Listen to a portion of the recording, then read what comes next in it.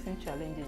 Maybe you used to be a career woman. Okay. Then I'm still a career woman. No, okay. You're not referring to you directly now. Okay. I'm just talking Yes, as yes. an instance. The person used to work on.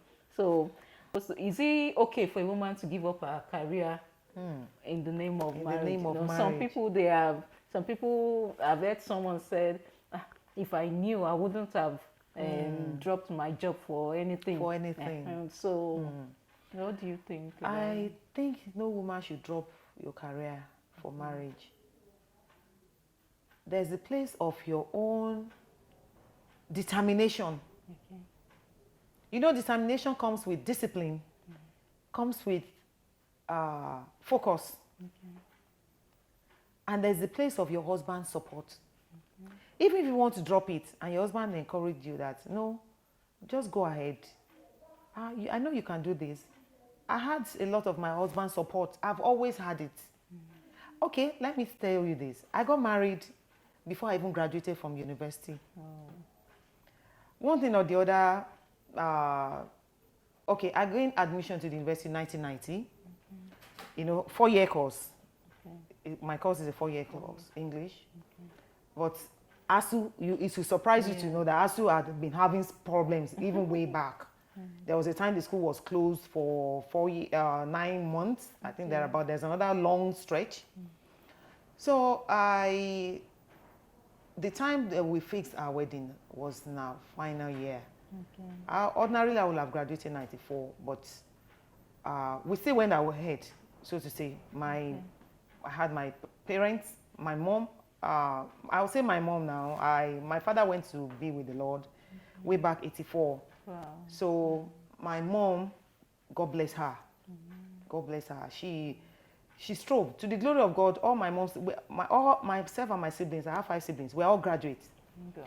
My father passed on when I was in, was it J1 or J2? They call it form then. Form 1. Yes, and I was about just 11 plus.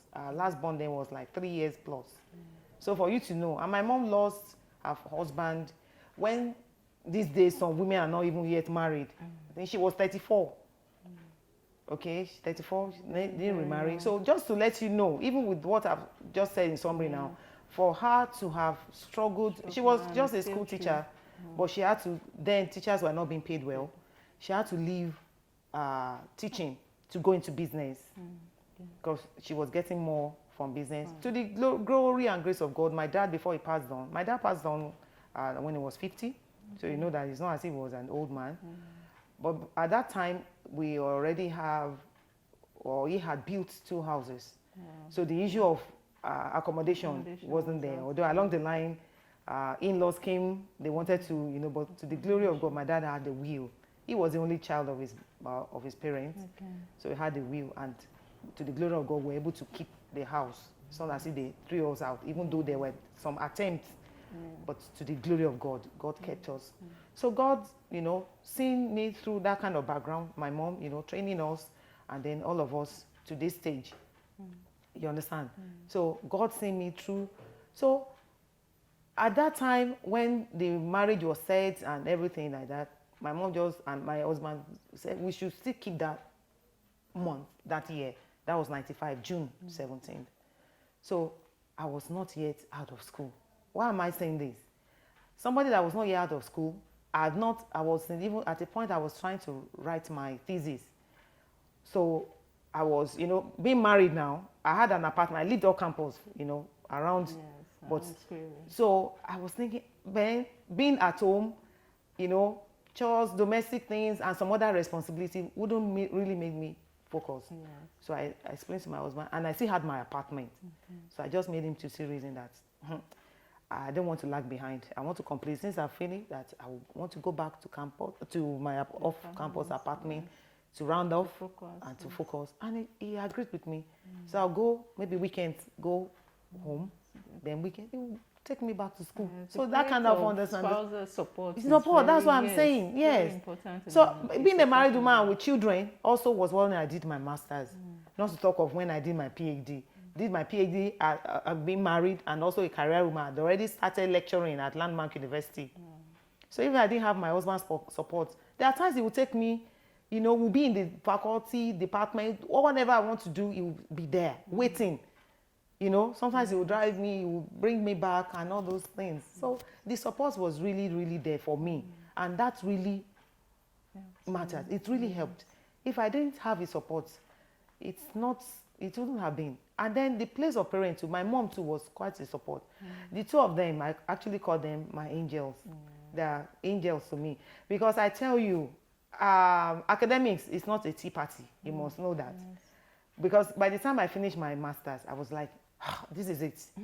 This is just it. I'm not going. But my mom kept on pushing, go for PhD, go for my husband too. I had the support. And I was like, but to the glory of God, throughout, it's not that there were no challenges, but God upheld me. Like my song, you know, there was a song like being a member. I'm also a member of the choir. Yes. The choir helps. You have songs, lyrics that ministers to you. There's this song that says, I just can't give up now.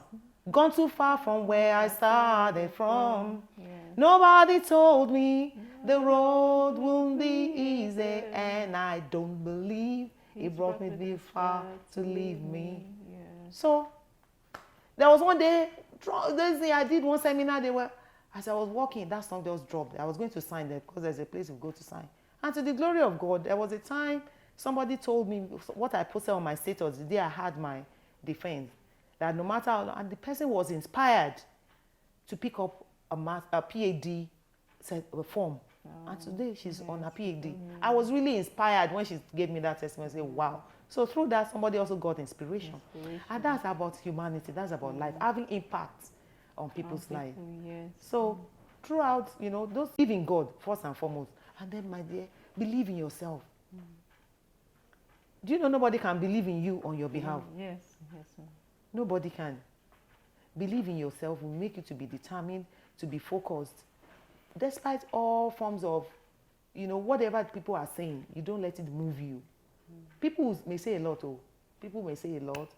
but by the time, you know, they see you.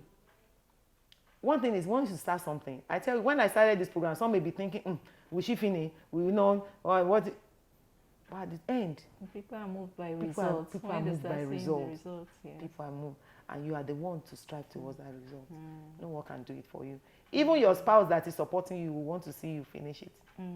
You want to see, and you'll be proud of you. You want to see. And what about the case of people that have spouses that do not support? What should they do? What they should do? That's one. They see the place of prayer for God to touch the man's heart. Honestly. Because when the man's heart is touched, there's nothing that cannot happen. Then the person should also see the positive side of it. Because if the woman is progressing, it's for the benefit of the family. The man will benefit, the children will benefit from it. Nobody wants to marry a mediocre non-entity, somebody who's just there. No, God created every being, be you a man or a woman, for a purpose. A destiny.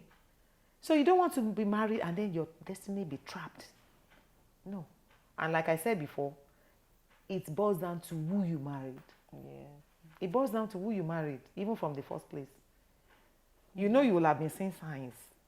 Okay, this person, anytime you want to say, some men are so, maybe, can I say, so possessive or so domineering. So those ones, anything you want to do, will say, and then maybe lack of trust. Where are you coming from? Where did you go to? This. Now you are reading your book. You know my dinner is not yet ready. The children have to. Do you understand?